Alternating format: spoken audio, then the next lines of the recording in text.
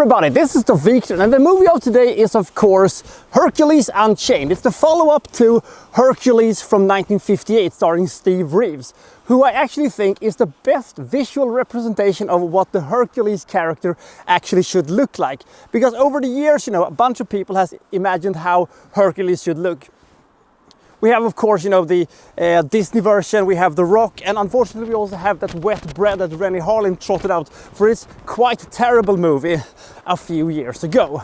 But this is not what we're going to take a look at today. We're going to take a look at today at a big slice of 1950s ham and cheese. This is Hercules Unchained.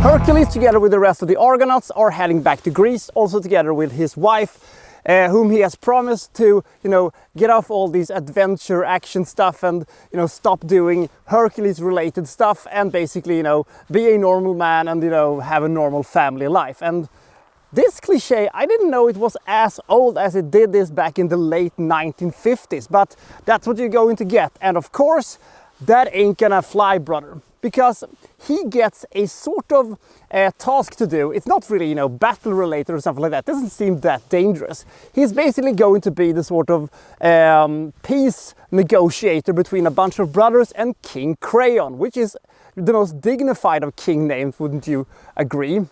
So he goes off, with this peace treaty, but then he stumbles across the water of forgetfulness.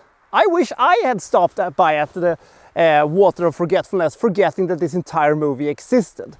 So, he forgets who he is and he's sort of abducted together with his sidekick, and they're taken to this weird island where, these women are ruling the things, and he's sort of tricked into that he's actually married to this other woman who's also conducting, experiments of some description.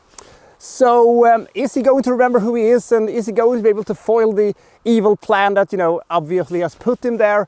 You kind of know the answer to that one. And, the movie starts kind of okay, and, it looks decent, and even though, as I said, Steve Reeves is a pretty shitty actor, he at least looked the part and you believe him as Hercules. The thing is that once they get to that island, the entire movie comes to an absolute screeching halt. This was a Steve Reeves biceps-sized roadblock that came into this movie and made the whole thing incredibly boring and incredibly slow, and also this has almost nothing to do with the rest of the movie. It kind of felt like we had 2 episodes of a Hercules TV show, and they spliced it together to create a feature-length film. But it's not done in a way like, oh, this is one episode and it's continuing in this episode. It is like, we have this episode from this season and we have this episode from 2 seasons away, and we splice them together.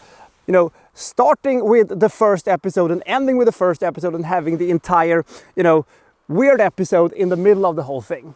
Because we are waiting for, Hercules to do battle stuff and kick ass and stuff like that, and it takes so long time for us to get there.